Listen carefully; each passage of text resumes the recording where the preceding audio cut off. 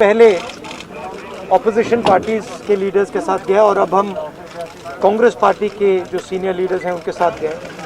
राष्ट्रपति से हमने कहा कि ये जो कानून बनाए गए हैं ये किसान विरोधी कानून है और इससे किसानों का ज़बरदस्त नुकसान होने वाला है, मजदूरों का, किसानों का। सरकार ने कहा था कि ये कानून किसान के फायदे के हैं और देश को दिख रहा है कि किसान कानून के खिलाफ खड़ा हुआ है। और मैं प्रधानमंत्री जी से कहना चाहता हूं कि ये किसान हटेगा नहीं। प्रधानमंत्री को ये नहीं सोचना चाहिए कि किसान और मजदूर घर चले जाएंगे, नहीं जाएंगे। जब तक ये कानून वापस नहीं लिया जाएगा, जॉइंट सेशन कीजिए और कानून को एकदम वापस लीजिए, क्योंकि किसान वापस नहीं जाने वाला है।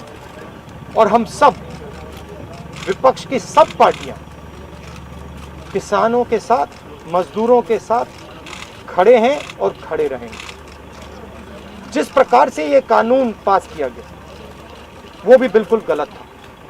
बिना डिबेट किए, बिना किसानों से चर्चा किए, बिना मजदूरों से पूछे ये कानून ऊपर से थोप दिए गए और इन कानूनों को हटाना ही पड़ेगा, विद्रॉ करना ही पड़ेगा। हम 3 लोग राष्ट्रपति के पास गए हैं, बट हम करोड़ों सिग्नेचर्स लेके गए। हम किसान की आवाज राष्ट्रपति जी को तक ले गए। सर्दी का मौसम है और पूरा देश देख रहा है कि किसान दुख में है, दर्द में है और मर भी रहे हैं। प्रधानमंत्री को सुनना ही पड़ेगा। और मैं एडवांस में चीज बोल देता हूं, मैंने कोरोना के बारे में बोला था कि नुकसान होने जा रहा है। उस समय किसी ने नहीं बात सुनी और आज मैं फिर से बोल रहा हूं, किसान के सामने, मजदूर के सामने कोई भी शक्ति नहीं खड़ी हो सकती है। अगर प्रधानमंत्री जी ने कानून वापस नहीं लिए, सिर्फ बीजेपी को नहीं, सिर्फ आरएसएस को नहीं, देश को नुकसान होने जा रहा है। बीजेपी, नरेंद्र मोदी जी का एक ही लक्ष्य है और वो किसान समझ गया है, मजदूर समझ गया है। लक्ष्य है कि उनके आसपास जो 2, 3, 4 बड़े क्रोनी कैपिटल्स हैं, उनके लिए पैसे बनाने का काम नरेंद्र मोदी जी करते हैं।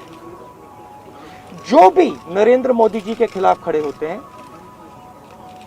वो उनके बारे में कुछ ना कुछ गलत बोलते रहते हैं।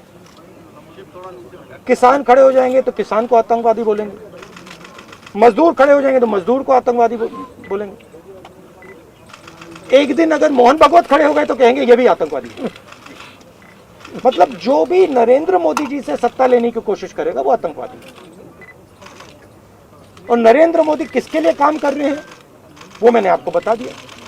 उनके 2-3 आसपास के क्रोनी कैपिटलिस्ट हैं जिनको वो पूरा हिंदुस्तान पकड़ा रहे हैं। ये रियलिटी है। बट आप पुलिस लगवाते हो, हाथरस जाते हो, अरेस्ट करते हो, तो एआईसी से हमारे एमपीज को बाहर नहीं निकलने देते हो और फिर कहते हो कि भैया मतलब सब कुछ ठीक है। आपने थोड़ा सा करना है, आपने 2-3 लोगों की मदद करनी है, थोड़ा सा करना है, आप कर सकते हो।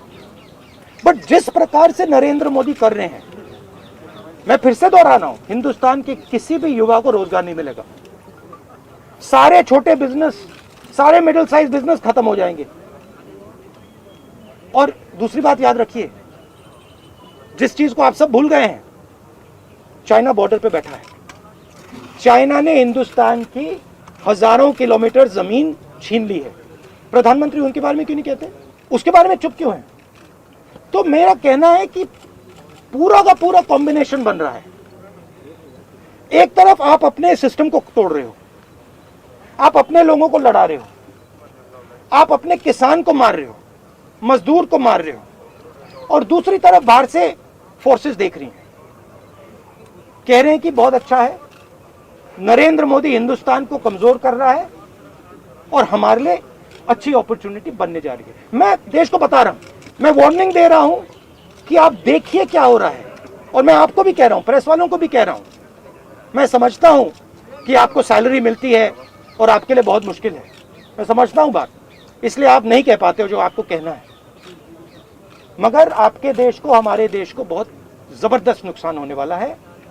बहुत डेंजरस रास्ते पर यह देश चल रहा है। कांग्रेस के तमाम एमपीज को इंक्लूडिंग प्रियंका जी को भी जो है डिटेन करे, उस पर आपको क्या लगता है?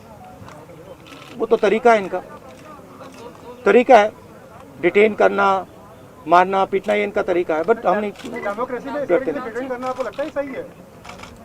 ये आप किस देश की बात कर रहे हो? ये कौन सी देश की बात कर रहे हो? डेमोक्रेसी या मतलब कौन से देश की बात कर रहे हो? इंडिया की बात कर रहे हो? इंडिया में कोई डेमोक्रेसी नहीं है। डेमोक्रेसी इंडिया में ये मतलब आपके इमेजिनेशन में हो सकती है, मगर रियलिटी में है नहीं। आप एग्रीकल्चर फार्मर थी, अब आप जर्नलिस्ट हैं, है ना? तो आप जानते हो कि आपके फादर ने इन्वेस्टमेंट किया या नहीं? नहीं, मैं तो जानती हूँ, लेकिन अरे मैं आपसे पूछ रहा हूँ, आप देश की महिला हैं, आपके पिता ने इन्वेस्टमेंट किया ना? मेरी मदर फार्मर है। मदर फार्मर है, उन्होंने इन्वेस्टमेंट किया ना? किसके लिए इन्वेस्टमेंट किया? क्या इन 2-3 लोगों के लिए इन्वेस्टमेंट किया? 24 घंटा इन्वेस्टमेंट करते हैं और उधर इन्वेस्टमेंट कहीं और जाता है, रिटर्न कहीं और जाता है।